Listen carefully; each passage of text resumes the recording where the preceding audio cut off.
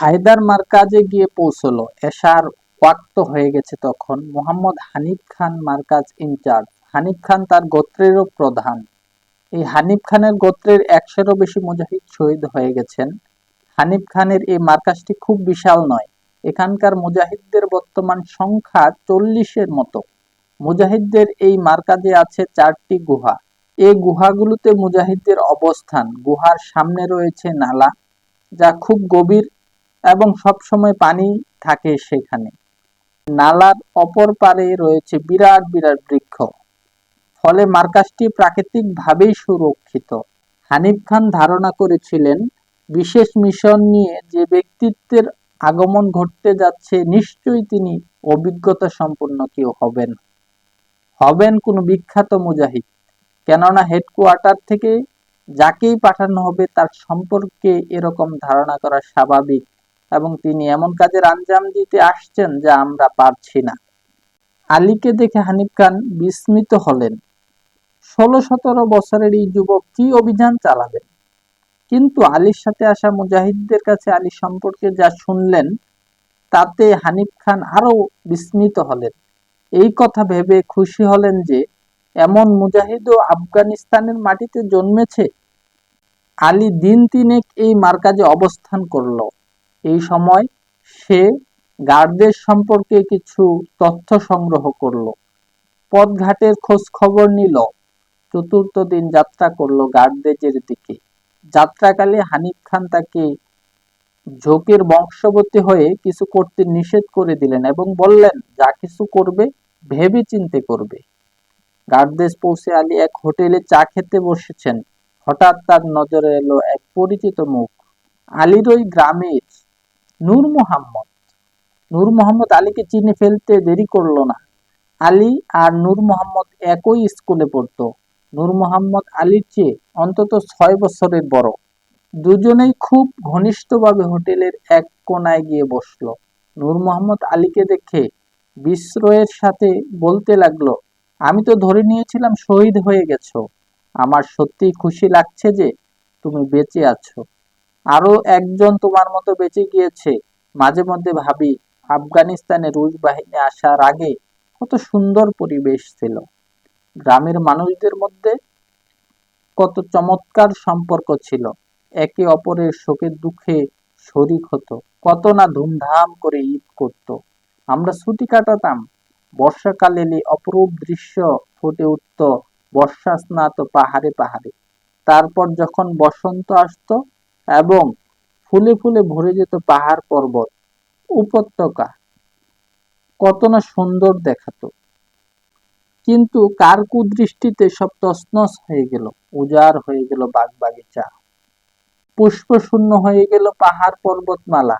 নূর মোহাম্মদ কথা বলতে বলতে হঠাৎ চমকে উঠল এবং বলল, দোস্ত, যা কিছু বললাম কাউকে বলবে না ভাই।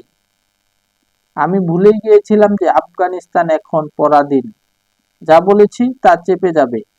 কি করব, দীর্ঘ ৬ বছর পরে আমার গ্রামের কাউকে প্রথম দেখলাম এবং তোমাকে দেখলাম। ফলে আবেগের লাগাম টেনে ধরতে পারিনি। অনেক কথা বলা হয়ে গেল। আলী বলল, তুমি আমার উপর আস্থা রাখতে পারো। আমি সরকারের চাকরি করি না। আমি আমাদের গ্রামে ঘেরাও করার আগেই বেরিয়ে পড়েছিলাম। ভাই নূর মোহাম্মদ, গ্রামের কথা কিছু বলো না। আমার বেরিয়ে আসার পরে কি কি অবস্থা হয়েছে। আমি শুধু দেখে এসেছিলাম আমাদের গায়ে সবাই একত্রিত হচ্ছে মোকাবেলা করার জন্য। গোলাগুলি শুরু করেছে, কিন্তু তারপরে যে কি হয়েছে কিছুই জানি না।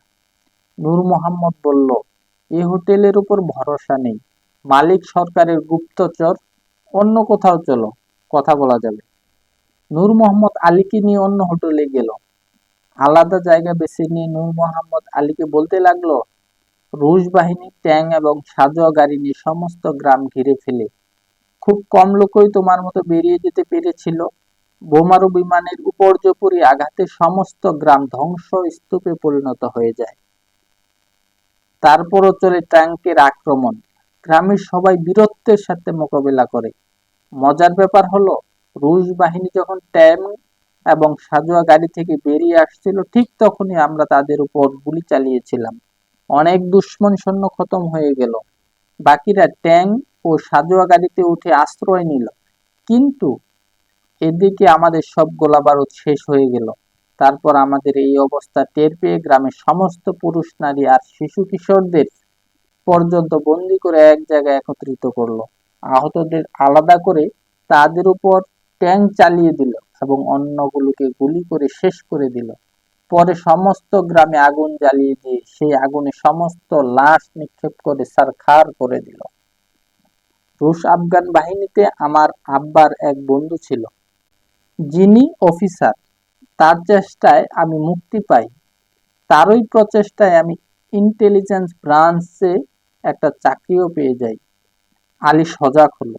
নূর মোহাম্মদ যে ইন্টেলিজেন্স ব্রাঞ্চের লোক এটা জানতে পেরে কথায় কথায় নূর মোহাম্মদ আলীকে বলল, তোমার কোনো ভয় নেই। আমি আজ পর্যন্ত কোনো নিরপরাধের কোনো রকম ক্ষতি করিনি।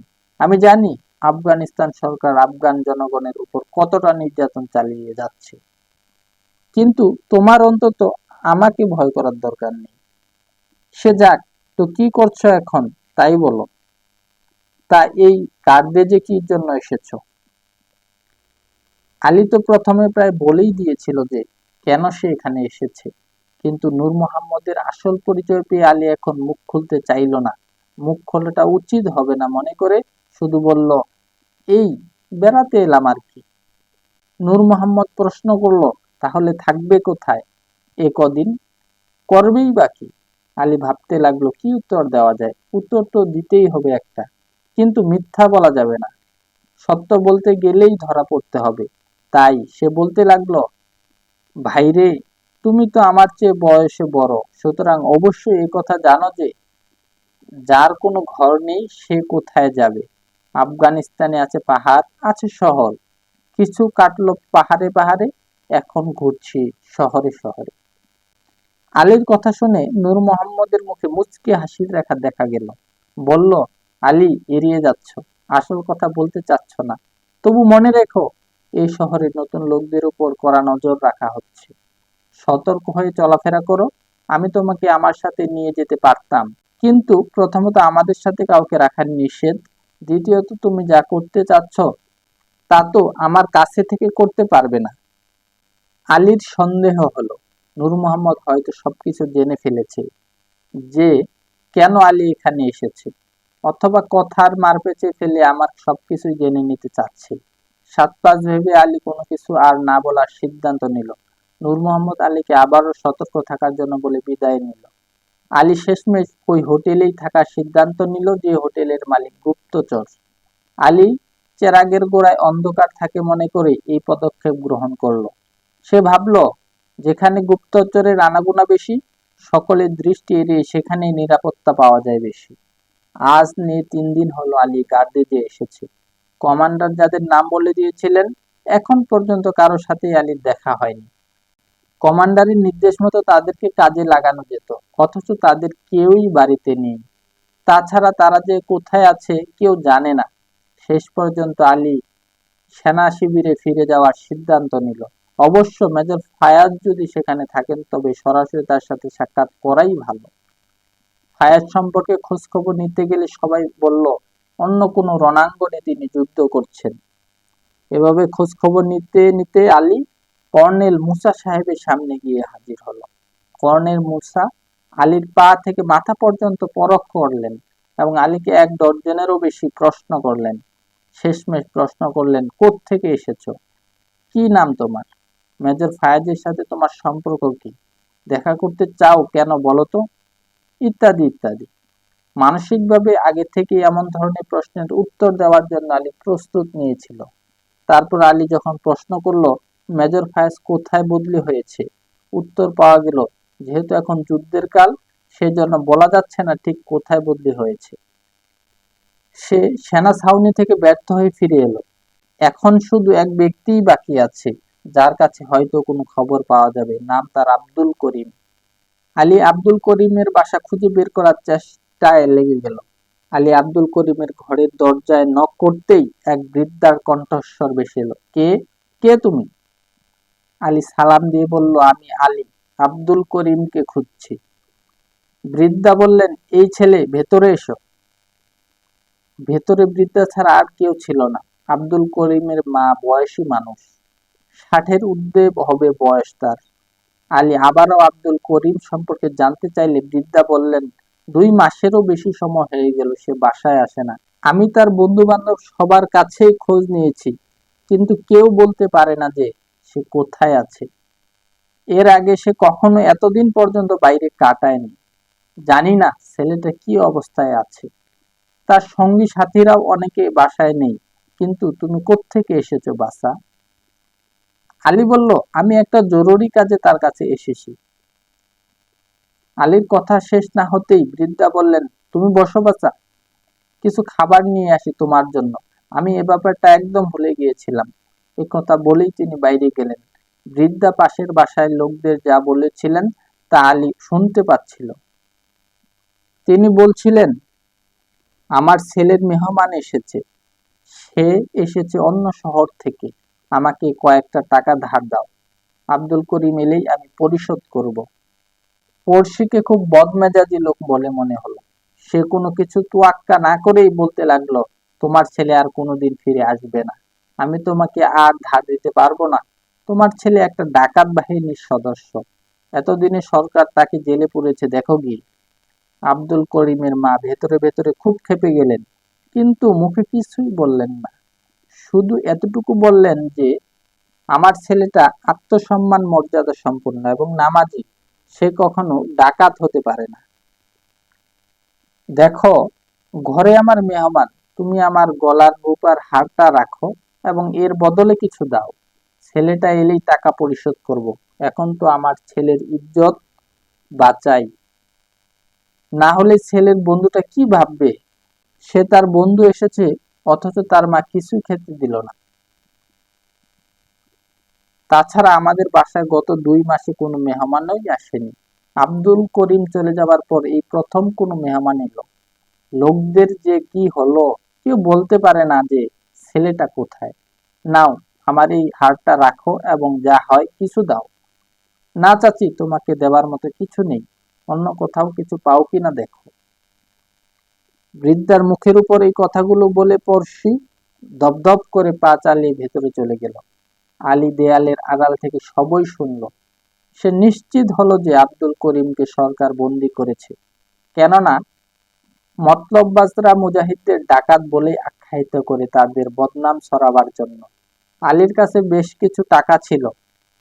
তা থেকে কিছু টাকা আব্দুল করিমের মাকে দিয়ে যাওয়ার সিদ্ধান্ত নিল। কিন্তু কিভাবে দেবেন, হয়তো নিতেই চাইবে না। হঠাৎ তার মাথায় একটা বুদ্ধি এলো। আব্দুল করিমের মা যখন ফিরে এলেন, তখন আলী খুব বিনয়ের সাথে বলতে লাগলেন, আম্মা, আমার হাতে খুব সময় নেই। তাড়াহুড়োর মধ্যে বলতে ভুলে গিয়েছিলাম, আমার আব্বা আব্দুল করিমের কাছ থেকে কিছু টাকা ধার নিয়েছিলেন। আমি সে টাকাটাই ফেরত দিতে এসেছিলাম। তারপর সে পকেট থেকে 5,000 টাকা বের করে আব্দুল করিমের মায়ের হাতে তুলে দিতে দিতে বলল, আব্দুল করিম এলে আপনি বলবেন টাকাগুলো আমান পাঠিয়েছে, আর বাকি টাকা কিছু দিনের মধ্যে পাঠিয়ে দেবে।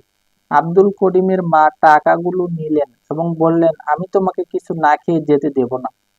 তারপর তিনি তাড়াহুড়ো করে বাজারে গেলেন এবং সওদা করে বাসায় ফিরে খাবার তৈরি করতে লেগে গেলেন। আলী খেয়ে বাইরে বের হতেই 4 জন ছদ্মবেশী তাকে গ্রেফতার করে খাদ ক্যাম্পে নিয়ে গেল। খাদ তাবেদার সরকারের একটা গোপন বাহিনীর নাম, যে বাহিনীকে সুসংগঠিত করা হয়েছে আর প্রশিক্ষিত করা হয়েছে রাশিয়া এবং ইন্ডিয়ার লোকদের দিয়ে। এই বাহিনীর একমাত্র উদ্দেশ্য হলো মুজাহিদ এবং মুজাহিদদের সঙ্গী সাথীদের তৎপরতা সম্পর্কে অনুসন্ধান চালানো, সেই সঙ্গে তাদেরকে গ্রেফতার করা। এছাড়া আফগানিস্তানের ভেতরে প্রবেশ করে গোয়েন্দাগিরি করা। ডাক্তার নাজিবুল্লাহ ছিলেন প্রথম খাদ বাহিনীর প্রধান, আর এখন প্রধান হচ্ছেন বারাক কারমানি। খাদ বাহিনীর দফতরগুলো হচ্ছে পাশবিক নির্যাতন কেন্দ্র। এই জিন্দানখানায় লোকজনকে বন্দী করে নিয়ে যাওয়া হয়, তারপর অকথ্য অত্যাচার চালানো হয়। বহু লোক অত্যাচার সহ করতে না পেরে মারা যায়। বিগত 8 বছরে এদের হাতে শহীদ হয়েছে 1 লাখেরও বেশি লোক। এদের কর্মপদ্ধতি একেবারে রাশিয়ার কেজিবির মতো।